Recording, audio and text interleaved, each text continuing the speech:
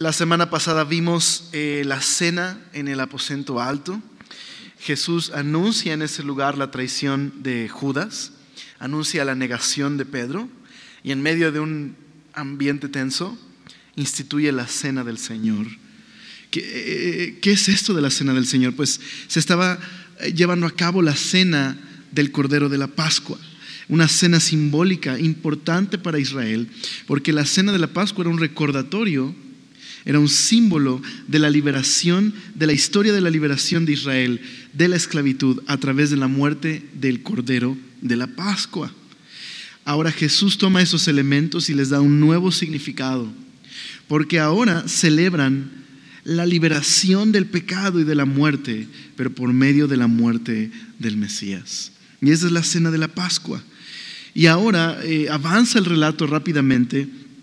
Marcos pone el escenario y nos presenta la traición, el juicio, la crucifixión y la sepultura de Jesús. Eso es lo que veremos esta noche. Y vemos que Israel rechazará a su rey. Los discípulos no van a darse cuenta de la profundidad de la entrega de Jesús en la cruz. De hecho, la noche que tienen que estar orando están durmiendo. Pero interesantemente, en medio de todo lo que ha sucedido, veremos que un soldado romano confiesa: verdaderamente era hijo de Dios. ¿Por qué no oramos y ponemos este tiempo en manos del Señor?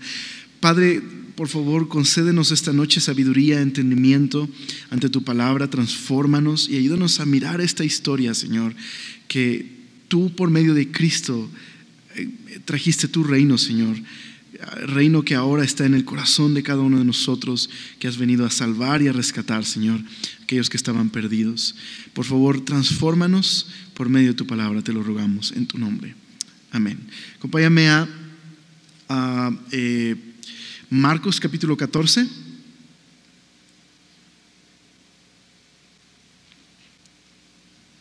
Entonces vamos a retomar del versículo número 32. Pasan del aposento alto y se dirigen a este monte de los olivos o monte de los olivares. Ahora Jesús dice ahí el verso número 32: vinieron pues a un lugar que se llama Getsemaní y dijo a sus discípulos: sentaos aquí entre tanto que yo oro. Y tomó consigo a Pedro, a Jacobo y a Juan y comenzó a entristecerse y a angustiarse. Y les dijo: mi alma está muy triste hasta la muerte. Quedaos aquí y velad. Y yéndose un poco adelante, se postró en tierra y oró que si fuese posible pasase de él aquella hora. Y decía: Abba, Padre, todas las cosas son posibles para ti. Aparte de mí esta copa, mas no lo que yo quiero, sino lo que tú. Vino luego y los halló durmiendo y dijo a Pedro: Simón, ¿duermes? ¿No has podido velar una hora? Velad y orad para que no entréis en tentación. El espíritu a la verdad está dispuesto, pero la carne es débil. Otra vez fue y oró diciendo las mismas palabras. Y al volver otra vez los halló durmiendo, porque los ojos de ellos estaban cargados de sueño y no sabían qué responderle. Vino la tercera vez y les dijo: dormid ya y descansad. Basta, la hora ha venido. He aquí el Hijo del Hombre es entregado en manos de los pecadores. Levantaos, vamos, he aquí se acerca el que me entrega. Ahora Jesús se retira a este monte, el monte de los olivos, que significa prensa de aceite. Y creo que es totalmente lo que Jesús va a experimentar en el Getsemaní, como una prensa. Así como el aceite sale cuando es apretada la aceituna, de esa misma manera Jesús va a recibir esa carga y esa presión y va a experimentar la agonía que va a producir salvación para otros. Así que Jesús les dice, esta es una versión sencilla: mi alma está destrozada de tanta tristeza hasta el punto de la muerte. Jesús en verdad experimentó una agonía en Getsemaní. Ahora, qué interesante que se lleva a Jacobo, a Juan y a Pedro. A lo largo de este evangelio nos damos cuenta que estos son ese círculo íntimo de Jesús Que, por ejemplo, cuando Jesús resucita a la hija de Jairo, ¿quiénes estaban ahí? Pedro, Jacobo y Juan. Y cuando Jesús va al monte de la transfiguración, donde aparecen Elías y Moisés, y Jesús muestra algo de su gloria, se devela algo de su gloria, está ahí también Pedro, Jacobo y Juan. Y nuevamente los toma ellos, porque así como fue trascendente ver a Jesús resucitar a la hija de Jairo y la revelación de este pasaje clave en la transfiguración, así de importante es que lo vean en su sufrimiento, en esta escena en la historia de la salvación. Ahora, ¿qué había dicho Juan y Jacobo a Jesús? Señor, te pedimos esto, que nos podamos sentar, mi hermano, el uno a la derecha y el otro a tu izquierda. Y Jesús les dijo, ok, ustedes pueden beber la copa que yo voy a beber. Sí, Señor, podemos. Y fue Pedro el que le dijo al Señor, Señor, no importa si los demás se escandalizan, yo te voy a seguir.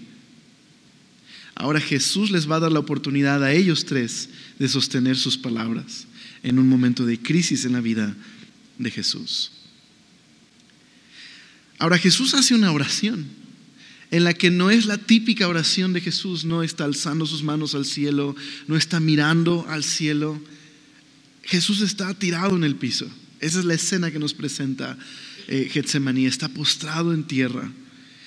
Y su oración pareciera extraña, porque ora diciendo, Señor, si se puede, ¿podrías no darme esa copa? Bueno, Jesús, sin duda, no podemos entender esta oración sin verlo a la luz de los salmos. Es evidente que en la tradición judía y en las oraciones encontramos en los salmos esa clase de lamento y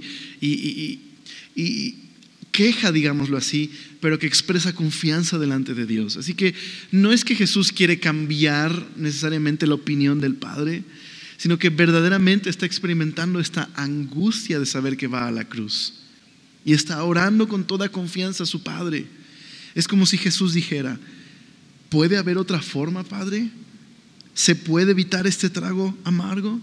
Pero al final vemos a Jesús siempre confiando en su Padre, pero no lo que yo quiero, sino lo que tú. Es una imagen fuerte.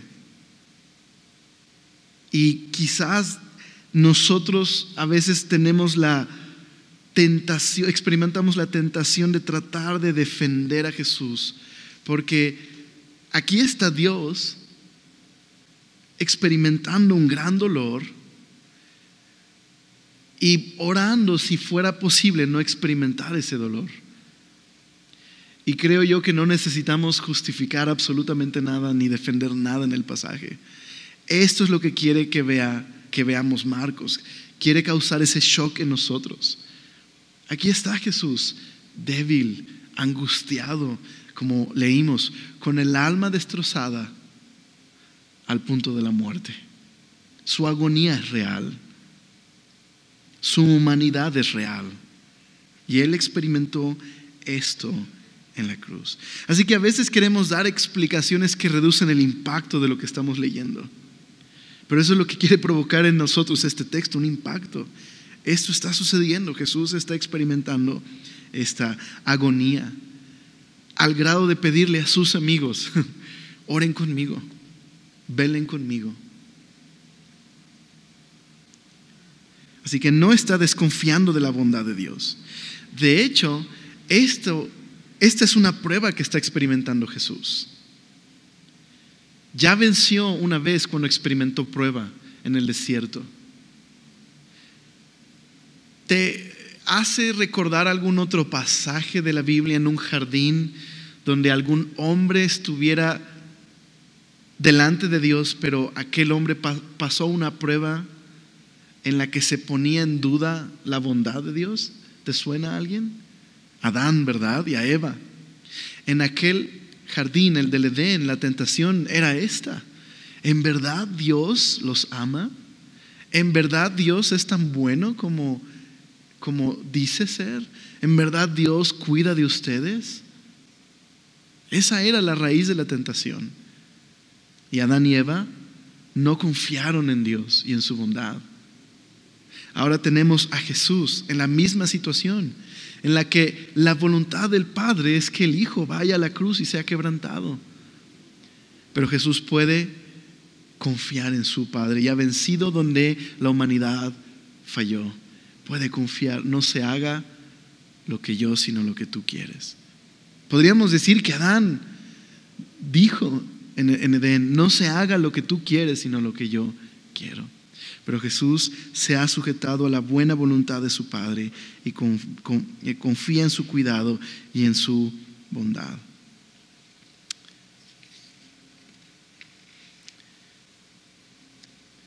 Ahora mira el cuidado de Jesús hacia los discípulos. Va hacia ellos y les dice, ¿por qué están dormidos? Ahora, qué interesante que Marcos presenta en el Evangelio, dentro de estos diálogos que hay en otros evangelios, una mención especial de Pedro, ¿verdad? Pedro fue el que dijo, no importa, yo voy a dar mi vida por ti, yo voy a entregarlo todo si es necesario. Y Jesús dice, ¿no han podido quedarse despiertos? En especial dice, Simón, ¿duermes? ¿Está recriminándole algo Jesús a Pedro? ¿O Jesús está anticipando lo que él sabe que va a suceder y tratando con Pedro? ¿Verdad? Y Jesús lo hace en varias ocasiones, va con ellos. Cuando tienen que estar orando, ellos están dormidos. Nos dice el texto que tienen los ojos cargados de sueño y no saben qué responderle. Ahora, qué interesante que a lo largo también de Marcos hay mucho que ver con los ojos de los discípulos y los oídos de los discípulos, ¿verdad? Y su corazón.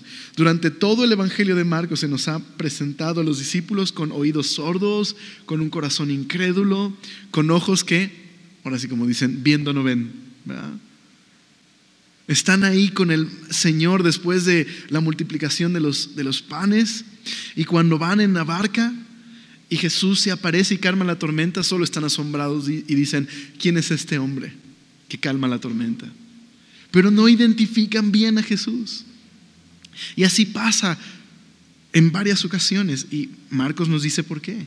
No solo es un comentario de la condición física de los discípulos que están cansados, sus ojos están cargados de sueño, no entienden la transfiguración, no entienden este momento de angustia, aun cuando el Señor les avisó en 3 ocasiones, voy a morir, me van a traicionar, me van a entregar en manos de pecadores, pero voy a resucitar y me voy a encontrar con ustedes. Pero no han entendido qué significa ese momento, están distraídos. ¿Y sabes qué me muestra? Los discípulos, como todos en esta historia, necesitan redención, necesitan a Cristo, necesitan que Dios abra sus ojos.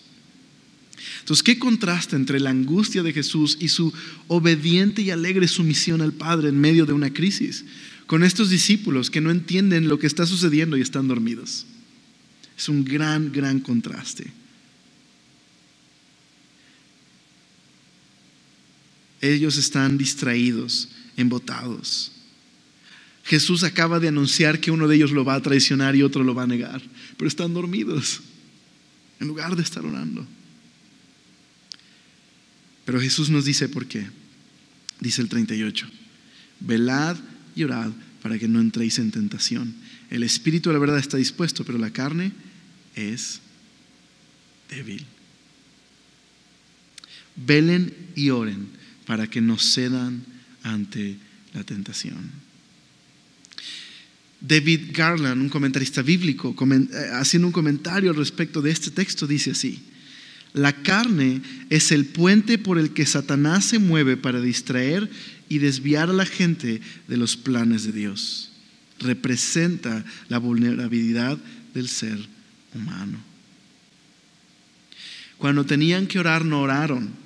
Y cuando vino el momento de crisis, no soportaron la presión y salieron cada quien corriendo por su vida.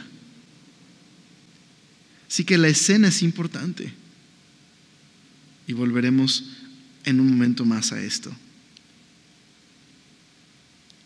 Pero dice el verso 43, luego, hablando él aún, vino Judas, que era uno de los 12, y con él mucha gente con espadas y palos de parte de los principales sacerdotes y de los escribas y de los ancianos.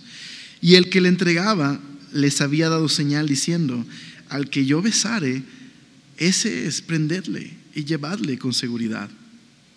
Y cuando vino, se acercó luego a él y le dijo, maestro, maestro, y le besó. Entonces, hay algo que hace más perversa esta traición de lo normal, ¿verdad? Que un discípulo va y con el clásico, el saludo correcto que mostraba el vínculo, el amor y la confianza que había entre el maestro y el discípulo, con un beso entrega a Jesús. Y dice, entonces ellos le echaron mano y le prendieron, pero uno de los que estaban allí, sacando la espada, hirió al siervo del sumo sacerdote, cortándole la oreja. Por eso algunos comentaristas piensan que este fue el primer torero en la Biblia, porque cortó oreja, ¿no? Bueno, no, obviamente, no, borra eso en tus notas si lo estabas anotando. Y respondiendo Jesús les dijo, como contra un ladrón habéis salido con espadas y con palos para prenderme. Cada día estaba con vosotros, enseñando en el templo, y no me prendisteis. Pero es así, para que se cumpla las escrituras. Entonces todos los discípulos, dejándole, huyeron. Y aquí está este pasaje súper extraño que todos decimos, bueno, quién sabe por qué Marcos se le ocurrió ponerlo ahí. Pero dice, pero cierto joven le seguía, cubierto el cuerpo con una sábana, y le prendieron. Mas él, dejando la sábana, huyó desnudo, ¿no? Estás haciendo tu devocional y no creo que sea buena idea salir con una sábana en estos fríos, ¿verdad? Jesús nos muestra algo muy importante. Llega una multitud armados hasta los dientes contra Jesús, y Jesús muestra lo corrupto que está el sistema. Porque Jesús ha estado enseñando todos los días en el templo. Nadie le ha dicho nada, nadie lo ha arrestado. Y en medio de la noche llegan con él como si fuera un terrorista. Entonces nota la hipocresía de los líderes y lo que está sucediendo aquí. Vienen contra él como si él representara una amenaza militar. Con un beso se le entrega. Ahora, Pedro intenta defender a Jesús, pero nos damos cuenta que fue fácil sacar el cuchillo para cortar la oreja, pero cuando a una chica le diga, oye, tú no eres un seguidor de Jesús, se va a desplomar, se nos va a desmoronar Pedro. Pudo sacar la espada para defender a Jesús, pero cuando tenía que confesar a Jesús, simplemente no soportó la presión. Creo que descubrió que es más fácil tratar de defender a Jesús de esa forma que vivir fiel para Jesús en medio de la crisis. Pero Jesús les había dicho, velen y oren para que no caigan en tentación. Pero yo creo que aquí hay un versículo clave para todo lo que estamos escuchando. Jesús dijo, pero para que se cumplan las escrituras. Eso es muy importante en la lectura, eso es para subrayar y circular. Jesús no es una víctima de estas circunstancias. Jesús sabe que este es el plan de Dios. Todo está bajo el control de Dios. Dios había anunciado en la escritura que esto sucedería. Jesús lo anunció varias veces a los discípulos. Me van a arrestar, me van a traicionar, me van a entregar. Voy a morir crucificado, pero voy a resucitar. Esto es conforme al plan. Incluso Jesús dijo que sus discípulos se escandalizarían y huirían cada uno por su camino. Y eso va a suceder. Y es más, Jesús profetizó que Pedro lo negaría. Y eso también va a suceder. Jesús está siendo entregado en manos de pecadores, porque este es el plan de Dios. Porque Dios ofrecerá por medio de la muerte de Cristo perdón para los pecadores, misericordia para los pecadores. Pero ¿y el joven? ¿Qué hace en esta historia? Bueno, algunos creen que es la autobiografía de Marcos. Que Marcos, el autor de este evangelio, estaba por ahí viendo lo que sucedía. No dejó su nombre por humildad, digámoslo así. Y es como una forma de mostrar su vergüenza por haber huido en ese momento de crisis. Algunos creen, podría ser, esa es una muy buena posibilidad. Pero ¿qué tal si es a propósito que Marcos no nombra el nombre de este joven? ¿Qué tal si Marcos quiere provocar en nosotros a leer el evangelio? Cuando leemos de este joven que existió, este joven estaba ahí, estaba siguiendo a Jesús, y cuando persiguieron a los discípulos, él salió huyendo. ¿Qué tal si Marcos no nombró a este joven para que tú y yo nos preguntemos, ¿no podría haber sido yo este joven? ¿Qué habría yo hecho en esta circunstancia? ¿Habría sido mejor que los discípulos? ¿O habría tomado la actitud de sálvese quien pueda? Si los discípulos fracasaron, aquellos que vieron los milagros de Jesús, ¿yo habría hecho mejor? Creo que Marcos quiere que podamos vernos en este joven y darnos cuenta que es imposible seguir a Jesús por nuestras propias fuerzas.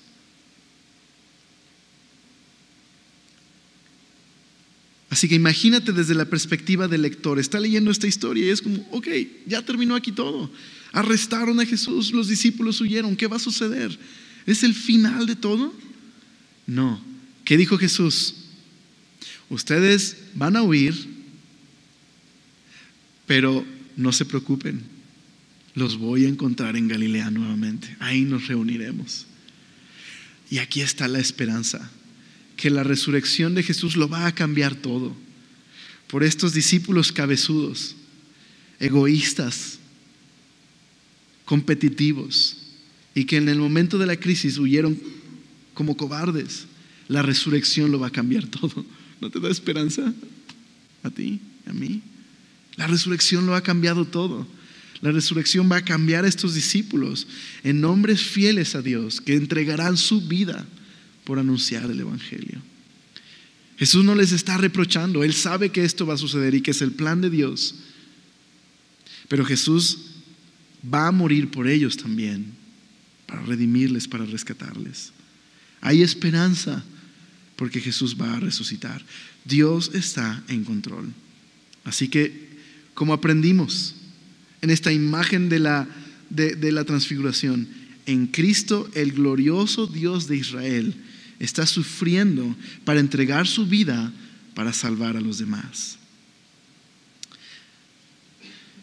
Como seguidores de Jesús, creo que hay dos cosas que debemos meditar y que Marcos quiere que impacte nuestro corazón. Jesús fue a la muerte por nuestros pecados. Jesús fue sujetando su voluntad a la voluntad de su Padre.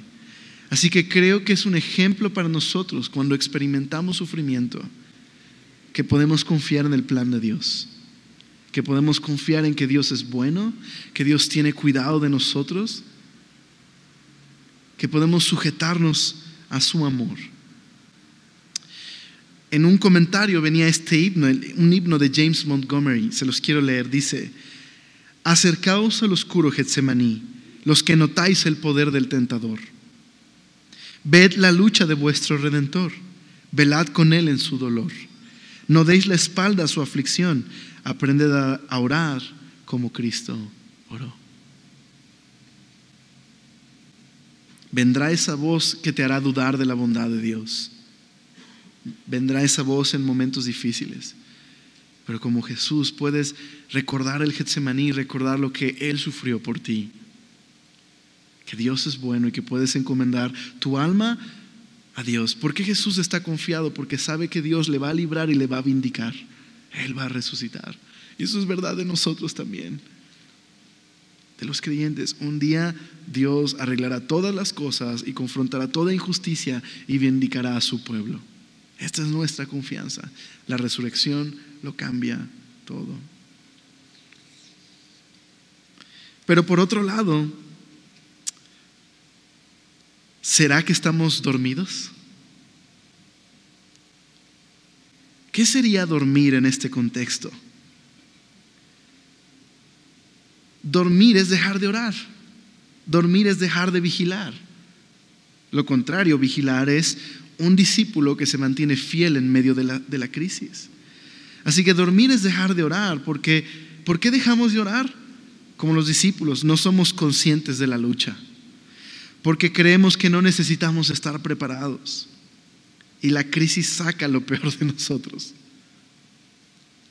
¿Te ha tocado? ¿Verdad? Dormir es no reconocer la voluntad de Dios.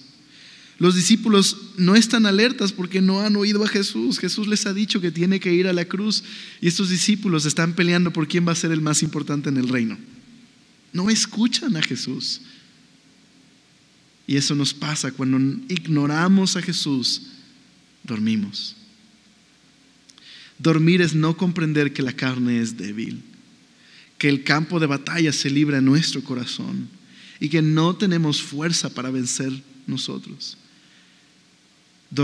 No orar, dormir es pensar que no necesito seguir siendo transformado por Dios el día de hoy. ¿Estás dormido, hermano? No, de verdad, ¿estás dormido? Despierta, estoy predicando. No, no es cierto. Perdón, tenía que ser esa broma.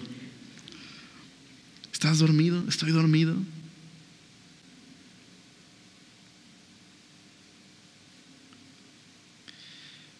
Pero siguiendo en el pasaje, dice el 53, trajeron pues a Jesús al sumo sacerdote. Se reunieron todos los principales sacerdotes y los ancianos y los escribas. Y Pedro le siguió de lejos hasta dentro del patio del sumo sacerdote. Y estaban sentados con los alguaciles, calentándose al fuego. Y los principales sacerdotes y todo el concilio buscaban testimonio contra Jesús para entregarle a la muerte, pero no lo hallaban. Porque muchos decían falso testimonio contra él, mas su testimonio no concordaban. Entonces, levantándose unos, dieron falso testimonio contra él, diciendo: nosotros le hemos oído decir, yo derribaré este templo hecho a mano, y en 3 días edificaré otro hecho sin mano. Pero ni aun así concordaban en el testimonio. Entonces el sumo sacerdote, levantándose en medio, preguntó a Jesús diciendo: ¿no respondes nada? ¿Qué testifican estos contra ti? Mas él callaba y no respondía. El sumo sacerdote le volvió a preguntar y le dijo: ¿eres tú el Cristo, el Hijo del bendito? Y Jesús le dijo: yo soy. Y veréis al Hijo del hombre sentado a la diestra del poder de Dios y viniendo en las nubes del cielo. Entonces el sumo sacerdote, rasgando su vestidura, dijo: ¿qué más necesidad tenemos de testigos? ¿Habéis oído la blasfemia? ¿Qué os parece? Y todos ellos le condenaron, declarándole ser digno de muerte. Y algunos comenzaron a escupirle y a cubrirle el rostro y a darle de puñetazos y a decirle: profetiza. Y los alguaciles le daban de bofetadas. Un juicio a medianoche, en la madrugada, ¿te parece un juicio justo? No lo es. El hecho de que se nos mencione que es en la madrugada nos muestra la corrupción, que estos hombres están juzgando a Jesús porque tienen envidia, porque quieren defender sus propios intereses. Verás, los líderes, que en su mayoría eran de los saduceos, quienes estaban a favor del status quo, no tan contentos de que Roma estén gobernándolos, pero tienen privilegios, quieren mantener el status quo. Y si Jesús es el hostigador que ellos creen que es, ¿qué va a suceder? Los romanos se van a enojar, van a llegar, nos van a destruir el templo y nos van a quitar los privilegios. Entonces hay que matar a Jesús porque es por el bien de la nación. No, es por el bien de ellos. Y así está este juicio en medio de la noche. Hay falsos testimonios. Toman lo que Jesús dijo en el templo pero que él no decía que él iba a destruir el templo y que en 3 días se iba a levantar uno hecho por él sin manos. Pero sí Jesús dijo, ¿recuerdas cuando vimos ese pasaje? Que Dios iba a traer fin al templo, que eso es muy diferente, ¿verdad? Iba a juzgar al templo. Pero están tomando estos hechos fuera de contexto y tratando de acusar a Jesús, pero ni siquiera los falsos testigos se ponen de acuerdo. Y entonces todo llega a un punto clave en este juicio antes de llevar a Jesús a Pilato. Llega una pregunta clave: ¿eres tú el Cristo, el Hijo del bendito? Esta es la primera vez que vemos que aparece la frase el Hijo de Dios en la boca de una persona, aparte de los demonios y aparte de la primera vez que aparece en Marcos, en el capítulo 1. En Marcos 1, Marcos te deja ver qué es lo que piensa Jesús. Este es el evangelio de Jesús, Hijo de Dios, el Cristo. Y no menciona más su opinión, sino comienza la historia de Jesús y trata de mostrarte que Jesús es en verdad el Hijo de Dios. Los demonios afirman, este es el Hijo de Dios. Pero esta es la primera vez, aparte de esa ocasión, en la que una persona humana dice, ¿eres tú el Hijo de Dios? Y es en esta ocasión, más que en otras ocasiones, donde Jesús públicamente, ante el Sanedrín, afirma, acepta el título de Mesías. Pero Jesús hace algo más.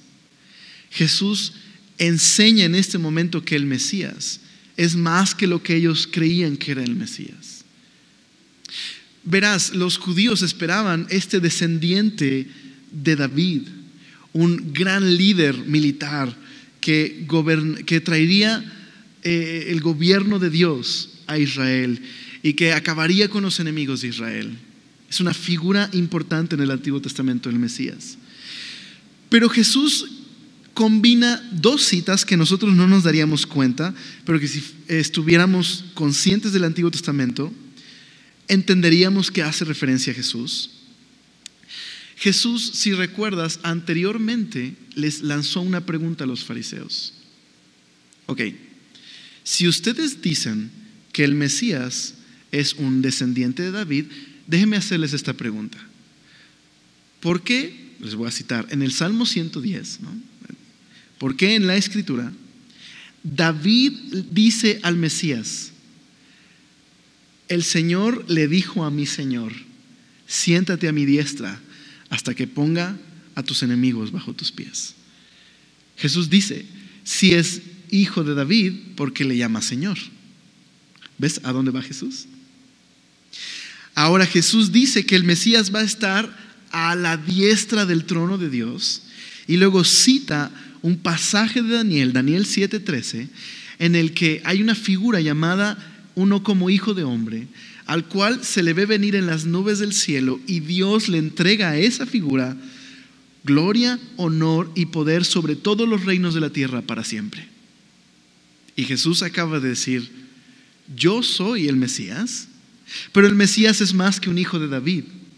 Es el Hijo de Dios que va un día a regresar en las nubes del cielo con toda gloria, honor y poder para reinar sobre todos los reinos del mundo, y estará sentado a la diestra de Dios. Así que sí es un hijo de David, pero es más que un hijo de David, es el Hijo de Dios. Y un día será vindicado. Así que lo que sucede es que se rasgan las vestiduras el sumo sacerdote y acusa a Jesús de blasfemia. Pero el lector del Evangelio del Evangelio de Marcos tiene un punto de vista especial, tú y yo. ¿Quién está blasfemando? Porque si lo que Jesús dice es mentira, Jesús está blasfemando. Pero si lo que Jesús dice es verdad, el sumo sacerdote está blasfemando. Aquí solo hay de 2 sopas, ¿verdad? Pero Jesús ha perdonado pecados, sanado a los enfermos, liberado a los que estaban oprimidos por el diablo, calmado una tormenta, alimentado milagrosamente a más de 5,000 personas en una ocasión y en la otra a 4,000 personas. Jesús ha resucitado a una niña que estaba muerta. Así que el lector puede decir, no, estás equivocado. Jesús en verdad es el Hijo de Dios. Así que en Cristo el glorioso Dios de Israel está entregando su vida como un sacrificio. Y en verdad Jesús va a levantar un nuevo templo. Lo iba a hacer, pero no iba a ser un edificio, sino una familia. Todos aquellos que confiaran en Cristo se convertirían en un templo sin murallas, que adorarían a Dios, y sería una nueva casa de oración donde de todas las naciones podrían venir a esta familia y conocer a Jesús y ser transformados por Él.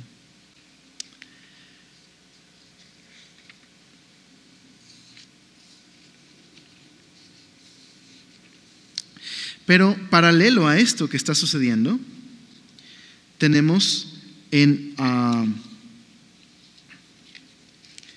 el verso 66, dice: estando Pedro abajo en el patio, vino una de las criadas del sumo sacerdote, y cuando vio a Pedro que se calentaba mirándole, dijo: ¿tú también estabas con Jesús el Nazareno? O sea, esto está ocurriendo afuera, mientras adentro Jesús está teniendo su juicio.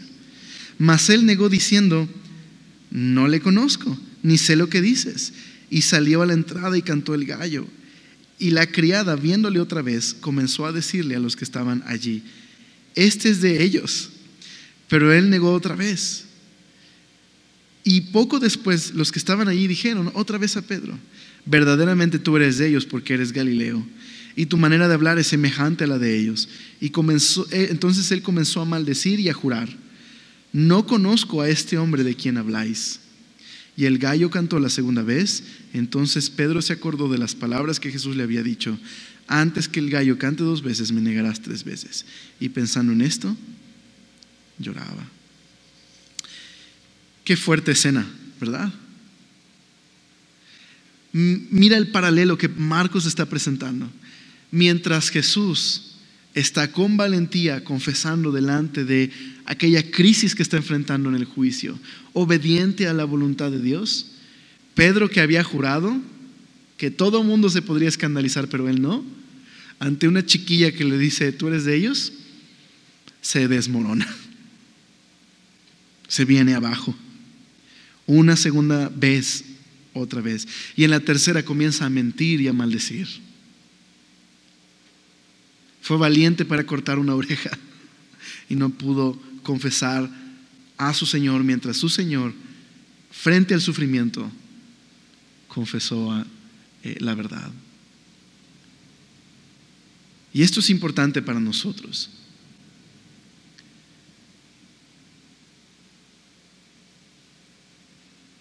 ¿Qué va a pasar con Pedro? ¿Este es el final de Pedro? Veremos que no. Cuando Jesús resucite, los ángeles le dirán a las mujeres: como se los dijo el Señor, ha resucitado, no está aquí, al que vive, no lo busques entre los muertos. Vayan a Galilea, se los dijo, y díganselo a Pedro especialmente. Pedro escucharía que el Señor le enviaría ese mensaje. Díganselo a Pedro. Pedro sería restaurado. Pedro nuevamente encontraría rescate y salvación. La resurrección lo va a cambiar todo para Pedro.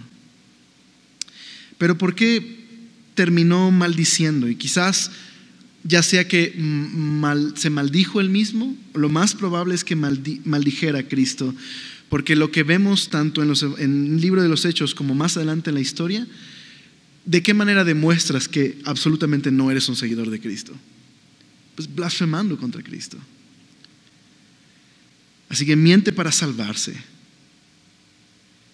Se desploma de tristeza. Un comentarista bíblico dice: ¿de quién es la culpa? ¿Fue de los líderes? ¿Fue de los discípulos cobardes? ¿Fue de Pedro que lo negó? ¿Fue de Judas que lo traicionó? ¿Fue de los romanos que lo crucificaron? ¿Fue de Pilato que se lavó las manos? ¿De quién es la culpa? Pero nuevamente, Jesús no es una víctima de las circunstancias. Todo está ocurriendo como está escrito. Y la verdad es que cualquiera de nosotros es culpable. Jesús murió por el pecado de todos nosotros. Y cualquiera pudo haber sido este líder corrupto que quiere mantener su control y su poder. Cualquiera pudo haber sido este gobernador desinteresado. Cualquiera pudo haber sido este discípulo cobarde o este discípulo que le niega. Cualquiera de nosotros pudo haber hecho esto. Así que lo que hacemos con Jesús no pone a Jesús en juicio. Los que están en juicio somos nosotros. Se descubre quiénes somos. Lo que hacemos con Jesús y lo que pensamos de Jesús descubre quiénes somos. Pero Pedro tanto es una advertencia como es un consuelo. La advertencia es cuidado con la rivalidad, cuidado con el orgullo, con la falta de vigilancia en la vida cristiana, con pensar todos lo van a hacer pero yo no. Cuidado, es una advertencia. Pero también es un ánimo, porque Pedro sería restaurado, predicaría con valentía y terminaría los días de su vida dando testimonio del Señor. Entonces vamos a terminar leyendo lo siguiente. Dice: muy de mañana, habiendo tenido consejo los principales sacerdotes con los ancianos, con los escribas y con todo el concilio, llevaron a Jesús atado y le entregaron a Pilato. Pilato le preguntó: ¿eres tú rey de los judíos? ¿Qué está sucediendo aquí? Pues los judíos no tenían autoridad de dar muerte, no podían aplicar la pena capital, le había sido retirada ese permiso por los romanos. Así que tenían que tener una buena razón para que Pilato condenara a Jesús. No le iba a condenar simplemente por decir: este hombre blasfemó contra Dios. A Pilato, ¿qué le importa las tradiciones judías y el Dios de los judíos? Pero esto sí es importante. Este hombre, Pilato, dice ser el Mesías, dice ser rey. Eso va contra Roma. Entonces todo el juicio gira en torno a la identidad de Jesús. Le pregunta entonces Pilato: ¿eres tú rey de los judíos? Respondiendo él le dijo: tú lo dices. Y los principales sacerdotes le acusaban mucho. Otra vez le preguntó Pilato diciendo: ¿nada respondes? Mira de cuántas cosas te acusan. Mas Jesús ni aun con eso respondió, de modo que Pilato se maravillaba. Es un caso único. Cualquiera en otro caso se estaría defendiendo, estaría gritando, estaría maldiciendo, pero Jesús sabe: esto es lo que tiene que suceder. Dice: ahora bien, en el día de la fiesta le soltaban un preso, cualquiera que pidiesen. Y había uno que se llamaba Barrabás, preso con sus compañeros de motín, que había cometido homicidio en una revuelta. Entonces probablemente es un guerrillero que mató a alguien en estas rebeliones violentas contra los romanos, quizás un ladrón. Y viniendo la multitud comenzó a pedir que hiciese como siempre les había hecho. Y Pilato le respondió diciendo: ¿queréis que os suelte al rey de los judíos? ¿Notas la ironía en todo lo que está sucediendo? Dios está permitiendo que en boca de todos estos hombres se proclame quién es Jesús, ¿verdad? Y eso es irónico, porque conocía que por envidia les había entregado a los principales sacerdotes. Mas los principales sacerdotes incitaron a la multitud para que le soltase más bien a Barrabás. Respondiendo Pilato les dijo otra vez: ¿qué pues queréis que haga del que llamáis rey de los judíos? Y ellos volvieron a dar voces: crucifícale.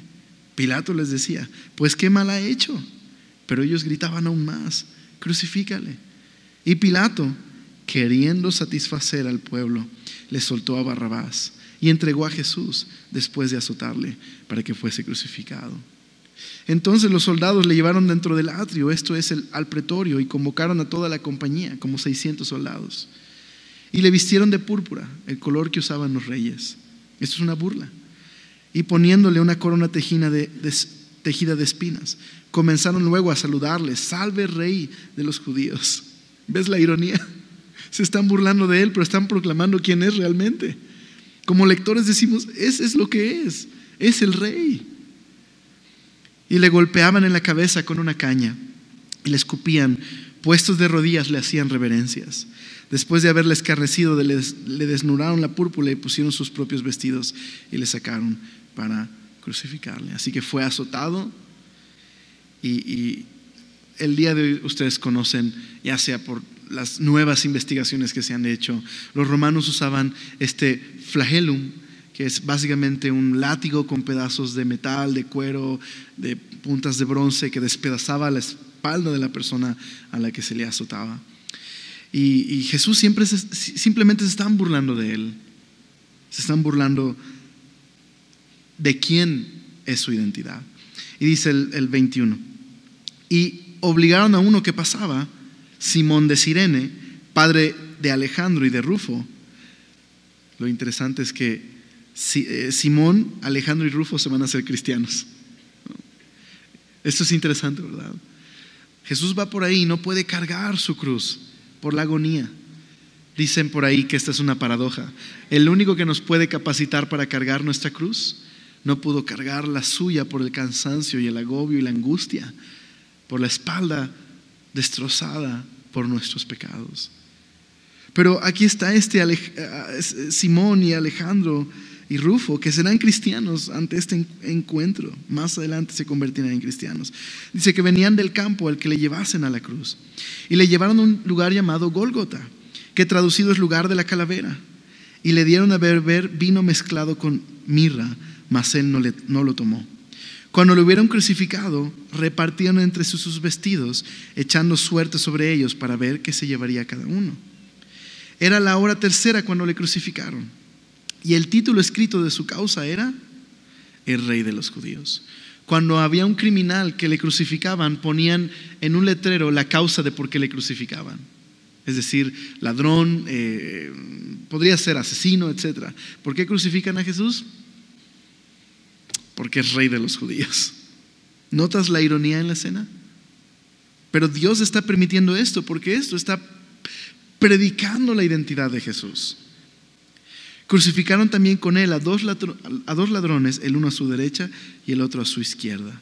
Y se cumplió la escritura que dice: y fue contado con los inicuos. Y los que pasaban le injuriaban, meneando la cabeza y diciendo: va, tú que derribas el templo de Dios y en 3 días lo reedificas, sálvate a ti mismo y desciende de la cruz. Y de esta manera también los principales sacerdotes, escarneciendo, se decían unos a otros con los escribas: a otros salvó y a sí mismo no se puede salvar. El Cristo, el Rey de Israel, desciende ahora de la cruz para que veamos y creamos. También los que estaban crucificados con él le injuriaban. Y cuando vino la hora sexta, hubo tinieblas sobre la tierra hasta la hora 9.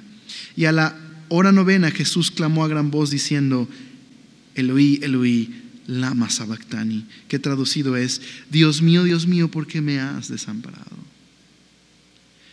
En Marcos hay 2 escenas importantes que anuncian a Jesús. Primera escena, en el bautismo. Públicamente el Padre anuncia con voz: este es mi Hijo amado, en quien tengo complacencia. Segunda escena, en la transfiguración, desciende una nube como aquella nube que estaba en el Sinaí, pero es Jesús para decir: en ese cuerpo humano la mismísima gloria de Dios habita. Aquí está la tercera escena. No hay una voz del cielo, no es una nube, sino que se llena de obscuridad, y es la voz del Hijo que dice al Padre: Dios mío, ¿por qué me has desamparado? Nadie está entendiendo la escena. Los líderes se burlan de él. Los discípulos huyeron. Las mujeres de lejos están viendo la escena. Pero mira, esto es importante. Y algunos de los que estaban ahí decían al oírlo: mirad, llama a Elías. Y corrió uno y empapando una esponja en vinagre y poniéndola en una caña le dio a beber, diciendo: dejad, veamos si Elías viene a bajarle. Mas Jesús, dando una gran voz, expiró. Y mira esto: entonces el velo del templo se rasgó en 2, de arriba a abajo. Y el centurión que estaba frente a él, viendo que después de clamar había expirado así, dijo: mira la escena. Nadie ha entendido la identidad de Jesús con precisión, y Marcos nos dice por qué: por la dureza y la incredulidad del corazón de todos ellos. Una mujer comprendió y ungió sus pies, ¿recuerdas? Pero Los demonios son los que han proclamado que es el Hijo de Dios. Marcos nos ha dicho que este es el Hijo de Dios. El Padre lo declaró y en la transfiguración vimos esta escena. Pero aquí, al final, en esa escena extraña, ¿quién pensaría que Dios, el Rey, el Mesías, está ahí en una escena donde su rostro está ensangrentado? Aquí hay un hombre que reconoce. Ha visto cientos de crucificados. Es un centurión, es un soldado de alto rango. No le interesaría defender a Jesús, pero él entiende la escena. Verdaderamente este era Hijo de Dios. Y enseguida el velo se rasgó. ¿Notaste? Un nuevo templo, no hecho con manos, no es un edificio. Son todos aquellos que han entendido, este verdaderamente es el Hijo de Dios, y le han confesado y le han entregado su vida. El velo se rasgó, la entrada está lista, el acceso a Dios. La nueva familia de Jesús, el nuevo templo, es un cuerpo de personas que le han confesado. Esta es la confesión de la iglesia. Este crucificado es Hijo de Dios. Trajo salvación y redención y ha resucitado. Así que este es el momento donde Marcos quiere choquearte. ¿Qué harás tú? ¿Le confesarás? ¿Saldrás corriendo como los discípulos? ¿Te desinteresarás como Pilatos? ¿Te burlarás de él? ¿O tendrás vida al decir, este es el Hijo de Dios? Solo terminemos de leer el pasaje hasta el final del 15. Dice, también había algunas mujeres mirando de lejos, entre las cuales estaban María Magdalena, María la madre de Jacobo el menor y de José y Salomé, y quienes cuando él estaba en Galilea le seguían y le servían, y otras muchas que habían subido con él a Jerusalén. Las únicas que se quedaron fueron las mujeres, y serán las primeras en recibir la noticia de la resurrección. Qué increíble, ¿verdad? Cuando llegó la noche, porque era la preparación, es decir, la víspera del día de reposo, aquí hay alguien más que entendió. José de Arimatea, miembro noble del concilio, es decir, del Sanedrín, de los que conspiraron contra Jesús, vino y entró osadamente a Pilato y le pidió el cuerpo de Jesús. Y Pilato se sorprendió de que ya hubiese muerto. No era normal, los crucificados duraban hasta días muertos. La muerte de Jesús fue especial. Y haciendo venir al centurión, le preguntó si ya estaba muerto, e informado por el centurión dio el cuerpo a José, el cual compró una sábana y quitándolo lo envolvió en la sábana y lo puso en un sepulcro que estaba cavado en una peña, e hizo rodar una piedra a la entrada del sepulcro. Y María Magdalena y María, madre de José, miraban dónde le ponían. Esto es importante para el capítulo que veremos la siguiente semana. Pero vayamos esta noche solo meditando en lo siguiente. Lo logramos, fue un pasaje muy largo, ¿verdad? Okay, no quiero robarles más tiempo, solo quiero que nos vayamos con esto en el corazón y en la mente. ¿Qué hace la cruz por nosotros? Son las reflexiones de un comentarista que me parecieron muy apropiadas para nosotros. ¿Qué hace la cruz? La cruz, número uno, revela la verdad sobre la humanidad, pero también revela la verdad sobre el poder de Dios. Revela nuestra tragedia, nuestro pecado, lo que nos domina: violencia, egoísmo, deseos de controlar a otros. Hacemos lo que sea por no perder el control. Redefinimos lo que es bueno y malo a nuestra conveniencia. ¿Cuánto ha causado el pecado en nosotros que nos deshumaniza? Pero por eso Jesús entregó su vida para rescatarnos. La cruz revela nuestro problema. No necesitamos mejorar nuestra vida, necesitamos un Salvador, un Redentor. Ser rescatados de nuestro pecado y de nuestra maldad. Número dos, la cruz revela el amor de Dios. En la cruz vemos cómo es Dios verdaderamente. Lo vemos en el Hijo gritando en la cruz. Lo vemos cuando Jesús resucita en gloria. Lo vemos cuando Jesús anuncia que hay perdón de pecados. vemos verdaderamente el amor de Dios, vemos a Dios revelándose en la cruz, en ese rostro ensangrentado.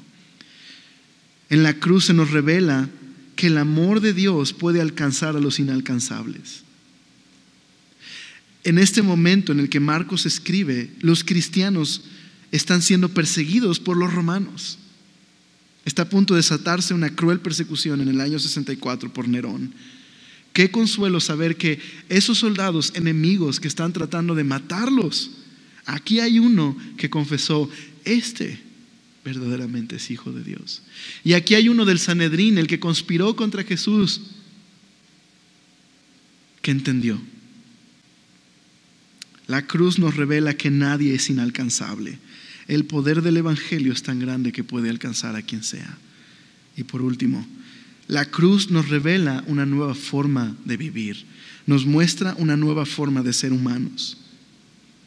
Se burlaban de Jesús porque en este mundo se asume que el poder tiene que ver con librarme de cualquier cosa que me amenace mi vida. Poder es hacer lo que sea para salvarme.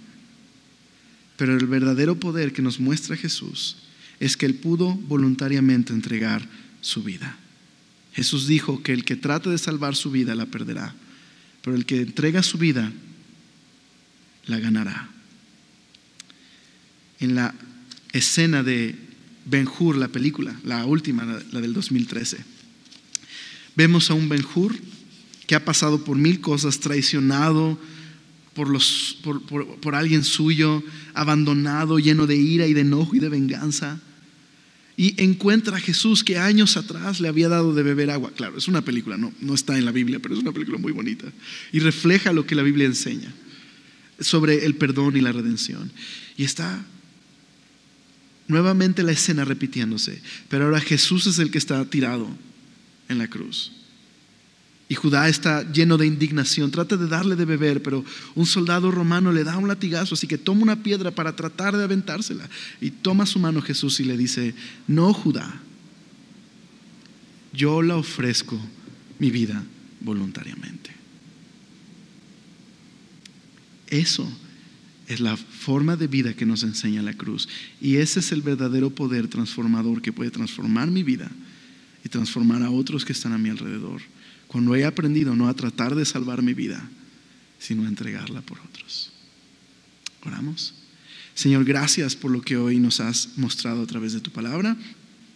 Transfórmanos, Señor, y ayúdanos a conocerte cada día más. Gracias por aquella cruz. Gracias, Señor, que llevaste nuestra tragedia y nuestro pecado, nuestra violencia y nuestra sed de poder y egoísmo. Pagaste por nuestro pecado, Señor, y nuestro fracaso y nuestra incapacidad.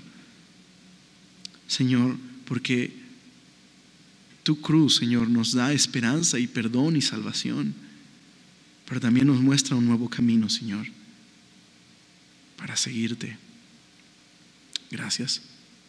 Te amamos, Señor. Gracias por perdonarnos y ayúdanos a anunciar a otros, Señor, que verdaderamente tú eres Hijo de Dios.